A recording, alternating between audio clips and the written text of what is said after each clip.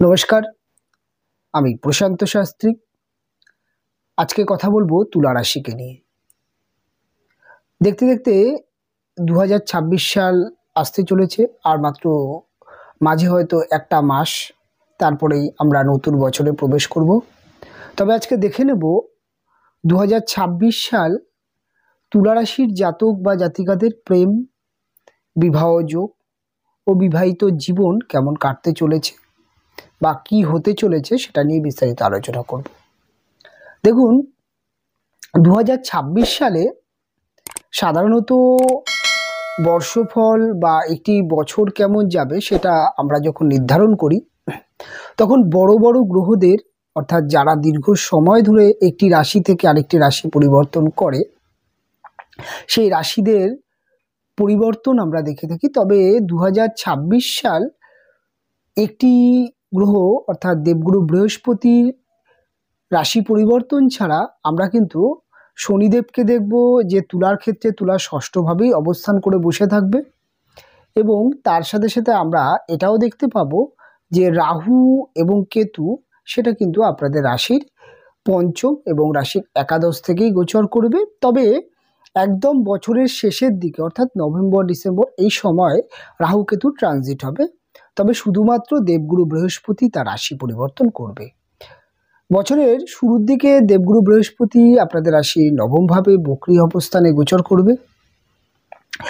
দেবগুরু বৃহস্পতি 2রা জুন অর্থাৎ জুনের একদম প্রথম দিকেই মিথুন রাশি থেকে কর্কট রাশিতে এসে অবস্থান করবে। অর্থাৎ কর্কট হচ্ছে আপনাদের রাশির ক্ষেত্রে রাশির দশম ভাব, অর্থাৎ কর্মভাবে বৃহস্পতির অবস্থান, এবং সেখানে বৃহস্পতি বলশালী বা উচ্চস্থ অবস্থান করবে। এখানে জুন মাস থেকে মোটামুটি ধরুন অক্টোবর মাস পুরোটাই আপনাদের কিন্তু রাশির দশমভাবে অবস্থান করবে। আবার দেখা যাবে যে লাস্ট যে বছরের 2টো মাস, অর্থাৎ বলা যেতে পারে যে নভেম্বর এবং ডিসেম্বর, এই 2টি মাস বৃহস্পতি কিন্তু অতিচারী গতিতে আবার সিংহ রাশিতেও এসে অবস্থান করবে। অর্থাৎ বৃহস্পতি কিন্তু এই বছরটি 3টে রাশির ওপর থেকে গোচর করবে। তবে আমরা দেখে নেব যে তুলা রাশির জাতক বা জাতিকাদের প্রেম এবং বিবাহিত জীবনের জায়গায় কেমন পরিবর্তন বা কি রকম থাকতে চলেছে, বা বিবাহিত জীবন বা বিবাহ যোগ সবটাই। দেখুন, প্রথমেই বলবো প্রেম বা ভালোবাসার জায়গায়। দেখুন, 2026 সাল তুলা রাশির জাতক বা জাতিকাদের প্রেম বা ভালোবাসার জায়গায় খুব একটা কিন্তু পরিবর্তন দেখতে পাওয়া যাবে না। তবে মাসের বলা যেতে পারে বছরের শুরু অর্থাৎ জানুয়ারি থেকে জুন মাস পর্যন্ত যে সময়টি, এই সময়টি প্রেমের জায়গায় একটা টকঝাল মিষ্টি সম্পর্ক থাকবে। কখনো ভুল বোঝাবুঝি, কখনো ঝামেলা, কখনো বলা যেতে পারে একটা আপস অ্যান্ড ডাউন্স পরিস্থিতি সবসময় চলবে। সবসময় প্রেমে বা প্রেম ভালোবাসা যারা রিলেশনের মধ্যে আছেন তাদের মধ্যে কিন্তু একটা অনিশ্চয়তা, একটা হতাশা, একটা আনস্যাটিসফ্যাকশন, এটা কিন্তু ভীষণ পরিমাণে কাজ করতে দেখতে পাওয়া যাবে। কেননা রাহু আপনাদের রাশির পঞ্চমভাবে আছে। রাহু সবসময় ডিপ্রেশন, আনস্যাটিসফ্যাকশন দিয়ে থাকে। তাই প্রেম ভালোবাসার ক্ষেত্রে কিন্তু একটা স্যাটিসফ্যাকশনের অভাব, একটা সবসময় একটা কিন্তু নিরাপত্তার অভাব বা একটা স্থায়িত্বর অভাব, সেটা কিন্তু ফিল করবেন। ছোটো ছোটো কারণে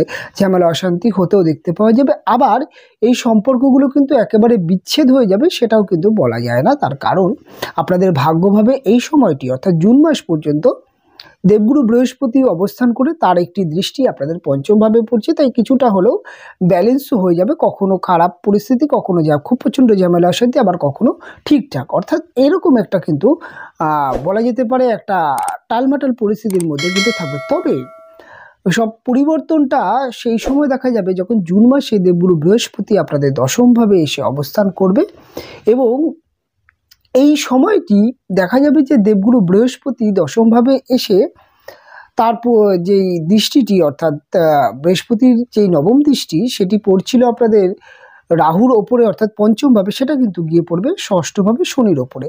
এই সময়টা প্রেম বা ভালোবাসার জায়গায় কিছুটা কিন্তু খারাপ পরিস্থিতি আসতে পারে। অর্থাৎ কোন সময়টা যে ঠিক বলা যেতে পারে যে জুন মাস থেকে মোটামুটি অক্টোবর মাস এই সময়টুকু প্রেম বা ভালোবাসার জায়গাটা কিছুটা কিন্তু বিচ্ছেদ বা ঝামেলা অশান্তি বা একটা কিন্তু খারাপ সময় আসতে চলেছে। এই সময়টা সাবধান। আবার দেখা যাবে যে এমন কিছু পরিস্থিতি তৈরি হলো একদম বছরের শেষের দিকে, নভেম্বর ডিসেম্বর এই সময়টা কিন্তু আবার প্রেম ভালোবাসার জায়গায় পরিবর্তন চলে আসবে। অর্থাৎ এই সময়টি রাহু কেতুও তার রাশি পরিবর্তন করছে, অর্থাৎ আপনাদের পঞ্চম ভাব ছেড়ে চলে আসছে এবং তার সাথে সাথে দেখা যাচ্ছে যে দেবগুরু বৃহস্পতি সেও কিন্তু সিংহ রাশিতে বসে, অর্থাৎ বছরের শেষে সিংহ রাশিতে গিয়ে অবস্থান করবে, অর্থাৎ একাদশে বসে আপনাদের পঞ্চমকে প্রভাব দেবে। ওই সময়টা কিন্তু প্রেমের ক্ষেত্রে কিন্তু সব থেকে উত্তম সময় বলা যায়। ওই সময় একজন উত্তম জীবনসঙ্গিনী আসার সম্ভাবনা আছে, যারা প্রেম বা ভালোবাসার থেকে দীর্ঘদিন সিঙ্গেল আছেন তাদের ক্ষেত্রে, এবং প্রেম বা ভালোবাসার জায়গায় কিন্তু স্থায়িত্ব বৃদ্ধি হওয়া বা বিবাহ যোগ, এটা কিন্তু ওই সময়টা দেখতে পাওয়া যাবে। তবে বছরের শুরু থেকে জুন মাস পর্যন্ত কিন্তু বলা যেতে পারে যে তুলা রাশির জাতক বা জাতিকাদের প্রেম করে বিবাহ যোগ বা প্রেম থেকে বিবাহ, হঠাৎ প্রেম থেকে বিবাহ যোগ, হঠাৎ একটা পরিস্থিতির কারণে প্রেম থেকে বিবাহ যোগ বা বিয়ের জন্য চাপ, সেটা কিন্তু আপনার প্রেমের সম্পর্কের মধ্যে কিন্তু দেখতে পাওয়া যাবে। অর্থাৎ প্রেম বিবাহ যোগ এটা কিন্তু থাকছেই। এবং ওভারঅল দিক থেকে বলা যেতে পারে বিবাহ যোগ সেটা কিন্তু তুলার ক্ষেত্রে প্রথম বলা যেতে পারে যে জানুয়ারি টু জুন মাস, অর্থাৎ জুন মাসের বলবো মে মাস পর্যন্ত, পুরো এই যে জানুয়ারি টু মে মাস এইটা কিন্তু সম্পূর্ণ বিবাহযোগ আছে। প্রেম বিবাহ বা দেখে শুনে বিবাহ বা যে কোনো ক্ষেত্রে সেকেন্ড ম্যারেজ যোগ, টোটাল যোগটাই কিন্তু বিবাহ যোগ এক কথায় যদি বলতে হয় সেটা কিন্তু তুলার ক্ষেত্রে রয়েছে। তাই এই বছরের শুরুর থেকে আপনি মে মাস পর্যন্ত বিয়ের জন্য চেষ্টা করতে পারেন, সেটা যে কোনো সব ক্ষেত্রে দেখাশোনা হোক প্রেম বিবাহ হোক, আপনার কিন্তু বিবাহযোগ তৈরি হচ্ছে বা বিবাহযোগ থাকছে। তবে জুন মাস থেকে অক্টোবর মাস এই সময়টা কিন্তু বিবাহ যোগ থাকছে না। এই সময়টা কিন্তু দেখা যাচ্ছে যে তুলার বিবাহ যোগটা থাকছে না। তবে বছরের একদম শেষ সময় অর্থাৎ নভেম্বর ডিসেম্বর এই সময়টা কিন্তু উত্তম বিবাহ যোগ তৈরি হবে। এই সময় কিন্তু ম্যাক্সিমাম তুলা রাশির জাতক বা জাতিকাদের বিবাহ হবে এবং প্রেম বিবাহ বা প্রেমের সম্পর্ক বা বিবাহিত জীবনের জায়গায় বা বিবাহিত জীবনের ডেভেলপ বা যে কোনো ভালো দিক কিন্তু ওই সময়টা দেখতে পাওয়া যাবে। তবে এখন আমরা যেহেতু তুলা রাশির জাতক বা জাতিকাদের প্রেম সম্পর্ক নিয়ে একটা আলোচনা করলাম এবং বিবাহ যোগ নিয়ে আলোচনা করলাম, এবার আলোচনা করব বিবাহিত জীবন। দেখুন, বিবাহিত জীবনের ক্ষেত্রে তুলার সপ্তম ভাব, অর্থাৎ যেটি হচ্ছে আপনাদের মেষ রাশির ঘর, এবং এই সপ্তম ভাব ভীষণভাবে কিন্তু সপ্তম ভাবের যেই পরিস্থিতি বা সপ্তম ভাবের উপর থেকে যেহেতু কোনো নেগেটিভ গ্রহের গোচর চলবে না, অর্থাৎ সপ্তম ভাবের উপরে শনিদেবের সেরকম প্রভাব থাকছে না, বা বলা যেতে পারে যে রাহু কেতুর প্রভাব নেই, তাই বিবাহিত জীবনে যে খুব জটিল পরিস্থিতি তৈরি হবে বছরটা জুড়ে সেটা কিন্তু নয়। বিবাহিত জীবন কিন্তু ব্যালেন্স থাকবে। বিবাহিত জীবন যে খারাপ যে বছরটা যাবে, বিবাহিত জীবন সম্পর্ক কিন্তু খারাপ নয়। তবে বিবাহিত জীবনের ক্ষেত্রে যে কোনো সমস্যা আসতে পারে, সেটা সাময়িক যখন মঙ্গল গোচর করবে, সেটা মাসিক রাশির ফলে খুব ভালো করে কভার করা হবে। তখন আপনি দেখবেন যে কিছু কিছু সময় যখন মঙ্গল নেগেটিভ জায়গা থেকে গোচর করবে তখন কিছুটা সমস্যা আসতে পারে, এবং তার সাথে সাথে শুক্রের একটি ভূমিকা ভীষণ পরিমাণে থাকে। তবে বলা যেতে পারে আপনাদের কিন্তু বিবাহ বা বিবাহিত জীবনের জায়গায় সেটা কিন্তু বছরটি মোটামুটি ঠিকঠাক থাকবে। তবে সব থেকে ভালো সময় সেটা বলা যাবে একদম বছরের শেষের দিকটা, অর্থাৎ নভেম্বর ডিসেম্বর এই সময়টা কিন্তু বিবাহিত জীবনে সব থেকে ভালো সময়। তবে এই যে দশমী বৃহস্পতি গোচর করা এবং নবম থেকে দশমী আসা, অর্থাৎ জুন মাসে দশমী আসবে, এইটা কিন্তু এক কথা বলা যেতে পারে আপনাদের বিবাহিত জীবনে কিন্তু অর্থনৈতিক যেই, অর্থাৎ বৃহস্পতির অবস্থান সেটা কিন্তু অর্থের যোগান তৈরি করবে। অর্থাৎ বিবাহিত জীবনে যে অর্থনৈতিক সমস্যা বা কর্মহীনতার সমস্যা বা যে অতিরিক্ত চাপ বিবাহিত জীবনে ফিনান্সিয়াল চাপ, সেটা কিন্তু বছরটি অনেকটা কাটবে। এই বছরটি বলা যেতে পারে তুলার ক্ষেত্রে কিন্তু অর্থনৈতিক জায়গাটা কিছুটা ব্যালেন্স, কিছুটা ঠিকঠাক থাকবে। তবে শরীর স্বাস্থ্যের জায়গায় একটুখানি সাবধান হতে হবে। আর শরীর স্বাস্থ্যের জায়গায় বলা যেতে পারে যে পুরনো ব্যথা বেদনা এটা বাড়তে পারে, তাছাড়া কিন্তু খুব একটা সমস্যা নেই। তাই বিবাহিত জীবনের ক্ষেত্রে ওভারঅল দিক থেকে কিন্তু খুব একটা সমস্যা নেই। তবে বিবাহিত জীবনে সন্তানের কেরিয়ার নিয়ে, অর্থাৎ আপনাদের বিবাহিত জীবনে আরেকটি পার্ট সন্তান বা সন্তান হবেই বা সন্তান আসবে কিনা, দেখুন সন্তান যোগ আছে কিন্তু তার সাথে সাথে কিন্তু চাপও আছে। বলা যেতে পারে সন্তান যোগ যদি সব থেকে সুন্দর সন্তান যোগ, সেটা কিন্তু একেবারে কিন্তু বছরের শেষ সময়, অর্থাৎ নভেম্বর ডিসেম্বর মাসটা, এটি কিন্তু একটা সুস্থ এবং একটা সন্তান যোগ সব থেকে ভালো। তবে সন্তান যোগ জানুয়ারি টু বলা যেতে পারে মে মাস পর্যন্ত সন্তান যোগ আছে। সন্তানের কেরিয়ার নিয়ে খুব একটা বিচলিত হওয়ার নেই। তবে রাহু যেহেতু পঞ্চম ভাবে বসে আছে, সেক্ষেত্রে কিন্তু সন্তান বা সন্তানের কেরিয়ার বা সন্তানকে নিয়ে আপনাদের কিন্তু একটুখানি কিন্তু মাঝে মধ্যেই কিন্তু সমস্যা আসবে। তাই সন্তানের প্রতি কিন্তু অতিরিক্ত কেয়ারফুল হবেন। দেখুন, 5th হাউস রাহু, এটা কিন্তু বিবাহের পরেও যে ভালোবাসা, হাজব্যান্ড বা ওয়াইফের মধ্যে যে ভালোবাসার বন্ডিং, সেটা কিন্তু আমরা দেখছি। কেন ওরা ভালোবাসা, সেটা ব্যাচেলার লাইফে প্রেম হতে পারে, বিয়ের পরেও তো একটা ভালোবাসার জায়গা থাকে। দেখুন, পঞ্চমভাবে রাহু এবং এই রাহুর ওপরে বৃহস্পতির দৃষ্টি, এটা কিন্তু কখনো কখনো আপনাদের বিবাহিত জীবনে দেখা যাবে যে ভালোবাসার জায়গা আপস অ্যান্ড ডাউনস। অনেক সময় মনে হতে পারে যে আপনার হাজব্যান্ড আপনাকে সেভাবে সময় দিচ্ছে না, বা আপনার মনে হতে পারে যে আপনার ওয়াইফ সেরকমভাবে সময় দিচ্ছে না। এই যে একটা বিষয়, এটা নিয়ে কিন্তু একটা ভুল বোঝাবুঝি, মান অভিমান, সেটা কিন্তু বছর থাকতে পারে। তবে বড়সড় যে কোনো রকম খারাপ পরিস্থিতি তৈরি হবে সেটা কিন্তু নয়।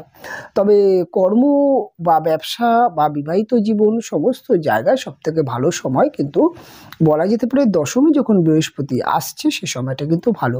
এবং দশমী বৃহস্পতি যখন জুন মাসে 2 তারিখে যখন এসে অবস্থান করছে, বৃহস্পতির সপ্তম দৃষ্টি পড়বে, সেটা কিন্তু আপনার রাশির বলা যেতে পারে চতুর্থভাবে এবং আপনার দ্বিতীয়ভাবে এবং আপনার ষষ্ঠভাবে। এই সময়টি কিন্তু অর্থনৈতিক দিক থেকে অনেকটা ডেভেলপ হবে। কর্ম কেরিয়ারের জায়গাটা যথেষ্ট ভালো হতে দেখতে পাবে, কর্ম পরিবর্তন ডেভেলপ, এবং তার সাথে সাথে ফিনান্সিয়াল ডেভেলপ, সেটাও কিন্তু বিবাহিত জীবনে একটি পার্ট। এই সমস্যাগুলো কাটবে কিছুটা হলে, আপনি কিন্তু রিল্যাক্স এই সময় থাকবেন। এবং তার সাথে সাথে 4th হাউসে যে বৃহস্পতির দৃষ্টি, সপ্তম দৃষ্টি, সেটি কিন্তু আপনাদের পারিবারিক যে অশান্তি বা দাম্পত্য কলহ, যেটা পারিবারিক ক্ষেত্রে বা পরিবারের সাথে যে বিবাহিত জীবনের যে সমস্যা বা অ্যাডজাস্ট করতে সমস্যা হচ্ছে, নতুন নতুন যারা বিবাহ করেছেন পরিবারের সাথে অ্যাডজাস্ট হচ্ছে না, সেই ধরনের সমস্যাগুলো কিন্তু অনেকটা কাটবে। জুন থেকে বলা যেতে পারে মোটামুটি কিন্তু অক্টোবর মাস পর্যন্ত এই সময়টা কিন্তু পারিবারিক রিলেশনের জায়গা, বিবাহিত জীবনকে কেন্দ্র করে সেই জায়গাটা কিন্তু উত্তম থাকবে। ওভারঅলভাবে যদি বলা যায়, তুলা রাশির জাতক বা জাতিকাদের 2026 সাল কিন্তু খুব একটা খারাপ মাস নয়, খারাপ বছর নয়, ভালো বছর। কেননা এই বছরটি রবির বছর, এবং রবির বছর হওয়ার জন্য কিন্তু এই বছরটি বলা যেতে পারে অনেক টার্গেট পূরণ হবে, বিশেষ করে অনেক বলা যেতে পারে ড্রিম পূরণ হতে দেখতে পাওয়া যাবে। এবং রবি আপনাদের একাদশপতি, সফলতার মালিক। তাই বলা যেতে পারে এই সময়টি কিন্তু আপনার অনেক কিন্তু বলা যেতে পারে কিছু উন্নতি বা উন্নতির একটি বছর, এটা কিন্তু বলা যেতে পারে, সেটা কিন্তু সর্বদিক থেকে দেখতে পাওয়া যাবে। তবে বলা যেতে পারে আরেকটা জিনিস, সেটা হচ্ছে যদি আপনার জন্মছকে রবির অবস্থান খুব ভালো থাকে, তাহলে কিন্তু এই বছরটি আপনি অত্যন্ত ভালো কাটাবেন। তার সাথে সাথে আপনাদের পার্সোনাল দশা, অন্তর্দশা, এরকম বিভিন্ন রকম বিষয়গুলো থেকে থাকে। তবে ওভারঅল কেমন কাটতে পারে তা নিয়ে একটা বিস্তারিত আলোচনা করলাম। অনুষ্ঠান অনেকটাই বড় হলো, অনুষ্ঠান আজকে এখানেই শেষ করব। ফিরে আসবো পরবর্তী লগ্ন বা রাশির অনুষ্ঠান নিয়ে। আপনারা ভালো থাকবেন, আপনারা সুস্থ থাকবেন। দেখা হবে পরবর্তী অনুষ্ঠানে।